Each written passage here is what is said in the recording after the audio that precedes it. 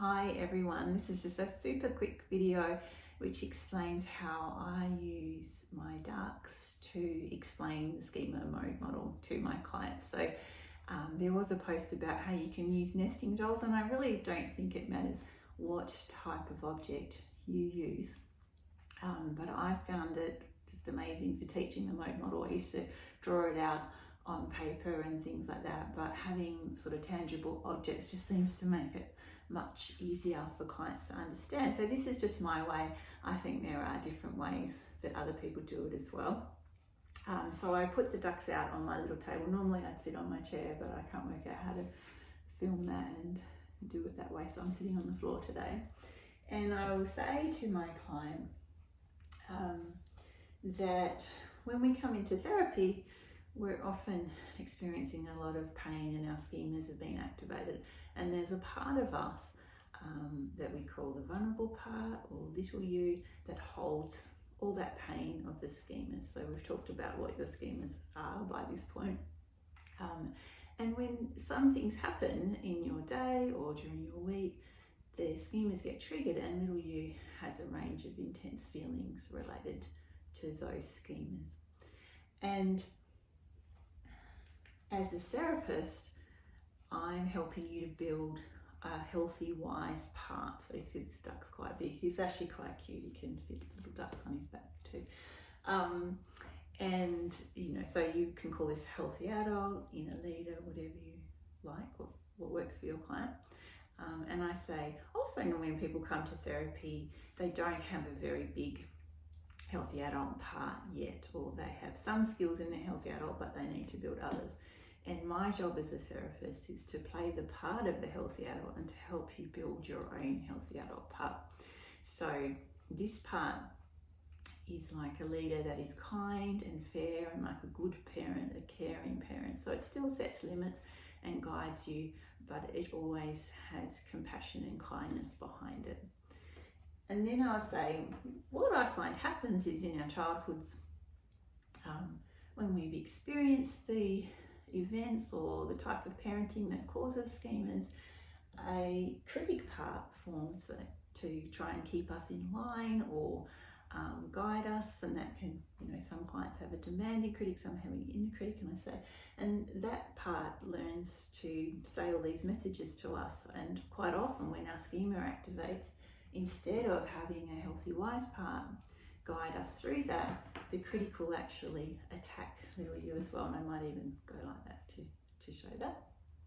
And then that tends to make our little selves feel even worse. And because that is quite unbearable, we don't like the feeling of that. Instead of surrendering to those schemas, this is where I use my other coloured ducks, we develop ways of coping with our world. And it's often quite healthy, or not really healthy, but adaptive when we were kids, to work out how to survive our caretakers or our school bullies or environment. But because it's so painful when the critic attacks our little you, we may find a way to detach or become avoidant. I will usually let the client choose the colour of the duck that suits them. Typically the overcompensation and overcontrol modes, they will pick red anyway. For avoidant and detached, sometimes they choose green, and actually if it's detached self-food, they seem to choose green. Not sure why. And so, they would, and then I'd say, and this, when we're in this, we do things to avoid feeling our schema pain and avoid having our critic activated. And I'll use an example of the client. So if they drink alcohol to relieve stress, or they avoid having difficult conversations or something like that, we'll say that's their avoidant mode. And quite often my clients have it's usually sort of like a perfectionistic over control. I don't have that many with bully attack or self-aggrandizers, but sometimes also we talk about how sometimes we actually flip the schema, so we invert them, and this part takes over that behaves as if none of that is true. And will behave in ways to control our environment and control the situation so that we don't feel that schema pain. And then also sometimes I talk about the surrender mode or resignation mode, you might want to call it, and that's when we act as if the schemas are true about us. That's typical for our subjugators and self-sacrificers and people with defectiveness schema. And so as I'm telling this, I'm sort of connecting it into the client's story and the things that they've come to me for that we've picked up on session.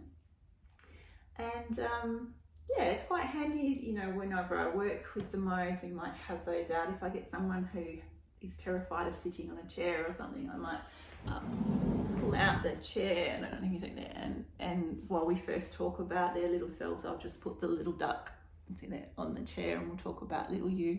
But it just really helps find all sorts of different ways of involving the mode works into your sessions. And the clients will often say, oh, the black duck was really having a go at me this week, or I'll say, oh, what's happening now if I hear the critic, and they'll be like, what? And I can just go like that, and it becomes sort of a symbol for